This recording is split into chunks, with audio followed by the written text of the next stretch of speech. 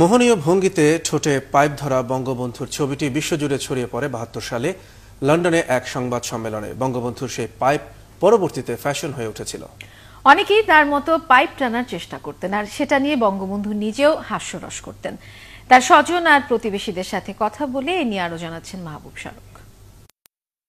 বঙ্গবন্ধু এলেন লন্ডন। মুক্তিযুদ্ধের ৯ মাস পাকিস্তানের কারাগারের বন্দিদশা থেকে মুক্ত হয়ে লন্ডনেই প্রথম জনসমক্ষে আসেন বঙ্গবন্ধু। ৭২-এর ৮ই জানুয়ারি সেখানে তার সাক্ষাৎ পেতে উন্মুখ ছিল বিশ্ব গণমাধ্যম। সংবাদ সম্মেলনের প্রস্তুতি চলছে, খানিক সময় পেয়েই বঙ্গবন্ধু ধরালেন তার প্রিয় সেই পাইপখানা। সংবাদ সম্মেলনে কথা বলার মাঝেও পাইপটি ছাড়লেন না তিনি।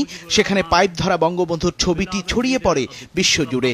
আইকন হয়ে ওঠে বঙ্গবন্ধুর সেই পাইপ, যাকে কিউবান নেতা ফিডেল ক্যাস্ট্রোর সাথে তুলনা করেন অনেকে। কারণ ক্যাস্ট্রোর সাথে বঙ্গবন্ধুর সখ্যতা ছিল। স্বাধীন দেশের সরকার প্রধান হয়ে কিউবার জন্য পাট পাঠিয়ে শক্তিশালী দেশগুলোর বিরাগভাজন হয়েছিলেন শেখ মুজিব। সব হুমকি উপেক্ষা করে প্রিয় বন্ধুর জন্য কাস্ত্রো উপহার দিয়েছিলেন হাবানার তামাক। ওনার একটা পাইপের মধ্যে হলুদ রঙের একটা টোব্যাকো, হলুদ রঙের ডাব্বা ছিল, আমি নামটা ভুলে গেছি, কিন্তু খুব নাম করা, ইট ওয়াজ নট ক্যাপস্টন, কিন্তু ওই হলুদ রঙের ডাব্বাটা খুলে উনি পাইপের ভিতরে গুজতেন টোব্যাকোটা। আর তাবাক পর যখন উনি করতেন, ম্যাচটা ধরতেন, তখন যে সুগন্ধটা বেরোতো সেটা শুকার জন্য আমরা আশেপাশে থাকতাম।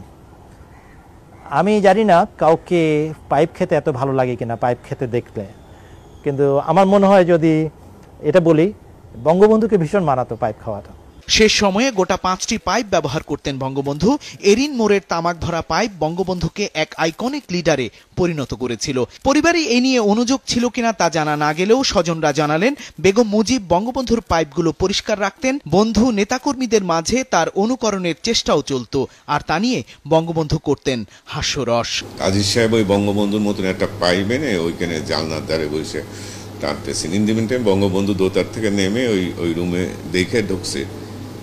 শেখ আজিজে দেখে গেছে, আরে কে, তুই পাইপ খাচ্ছিস? তা শেখ আজিজ বলতেছে, হ্যাঁ তুমি পাইপ খাইতে পারো, আমি পাইপ খাইতে পারি না। কয়েকে শোন, কাক যদি ময়ূর হওয়ার চেষ্টা করে, ময়ূর হতে পারে না। এই পাইপ আর কারো মুখে শোভা পায় না, শেখ মুজিবুর রহমানের মুখেই শোভা পায়।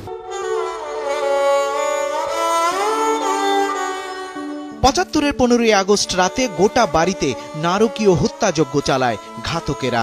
চালায় লুণ্ঠনও, গোটা ঘর তছনছ। শুধু নড়েনি স্ট্যান্ডে রাখা বঙ্গবন্ধুর 5টি পাইপের মধ্যে 4খানা পাইপ। সে রাতে তোরা কি চাস বলে বঙ্গবন্ধু যখন বাড়ির সিঁড়িতে এগোন, ছুটে আসে ঘাতকের বুলেট। জানা যায় সিঁড়িতে লুটিয়ে পড়লেও পাইপটি হাতছাড়া হতে দেননি বঙ্গবন্ধু। মাহবুব শারক, ৭১, ঢাকা।